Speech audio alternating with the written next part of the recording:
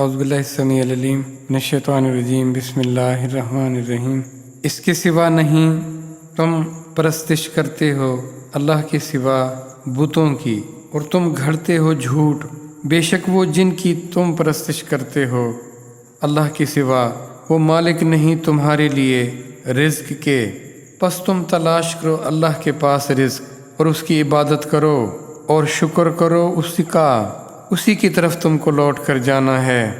انسان کی تخلیق ہو گئی، اب تخلیق ہو جانے کے بعد اب اس کی ضروریات ہیں، اس کی خواہشیں ہیں، وہ جن کے پیچھے ساری زندگی لگا رہتا ہے۔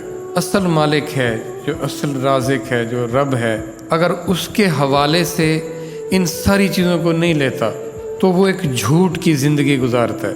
اب اس جھوٹ کی زندگی گزارنے کا اس کا نقصان کیا ہوتا ہے؟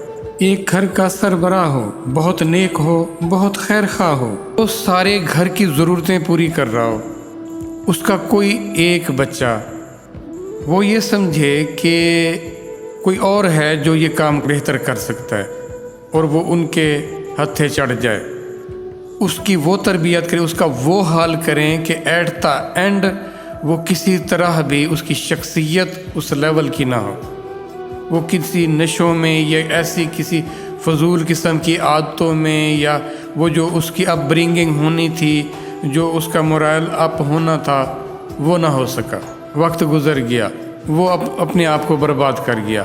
اب یہاں صورتحال سمجھنے کے لیے کہ تمہیں اگلے فیز میں جانا ہے، اور وہاں تمہارا تزکیہ، تمہاری سوچ، تمہاری جو اپ برنگنگ ہوئی، جو تمہاری نرشمنٹ ہوئی، وہ بنیاد بنے گی۔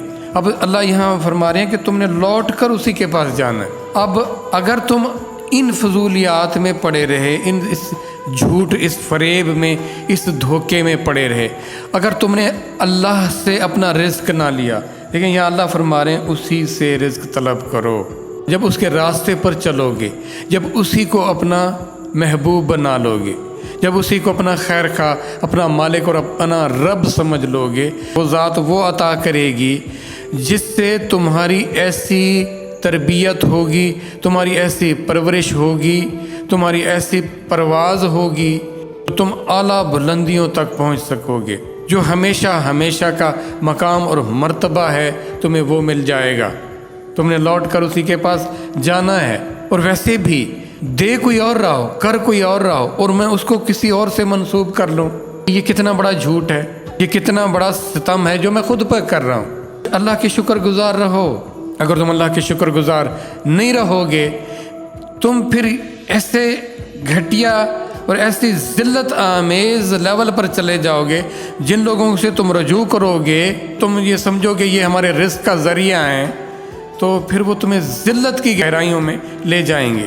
پھر وہ تم سے وہ والے کام لیں گے جو کرنے کے قابل نہیں ہوں گے، پھر تم سے حیا جاتی رہے گی۔ سوشل میڈیا پر یہ جو جس طرح کے آ رہی ہیں ویڈیوز، اب جو خواتین ناچ رہی ہیں، جو عورتیں، بچیاں، یہ سب کچھ یہ سب کیا ہے؟ اب ان کے لیے یہ بے حیائی نہیں ہے، ان کے لیے حیا ختم۔ وہ اس نہج پر آ جائیں گے کہ اپنی گھر کی عزت بیچنا اور ان کو نیلام کرنا اور اس کی نمائش کرنا ان کو گناہ ہی نہیں لگے گا، برائی نہیں لگے گی، وہ اس پر فخر محسوس کرتے ہیں۔ پھر تم جانوروں سے بھی بدتر ہو جاؤ گے، تم پھر انتہائی خطرناک اور مہلک ہو جاؤ گے۔ اللہ کو کوئی ضرورت نہیں تمہاری عبادتوں کی۔ اللہ کی عبادت کے ذریعے اللہ کی طرف آ کر اب جیسے ناقص سے جڑو گے تو ناقص ہو جاؤ گے، اب اعلیٰ سے اپنا تعلق بناؤ گے تو پھر بلندیوں کی طرف جاؤ گے، عظمتوں کی طرف جاؤ گے۔ اللہ کی شکر گزار نہیں ہے ہم اپنی ڈگری کے، اپنے پیشے کے، اپنی تجارت کے۔ اللہ کو جو اپنا رب جانے وہ کسی کا دوسرے کا حق کھائے، ممکن نہیں ہے۔ وہ کوئی ملاوٹ والا مال بیچے، اللہ کو اپنا رازق اور خالق اور مالک اور الہ جاننے والا ایسی حرکت کرے گا؟ بالکل نہیں کرے گا۔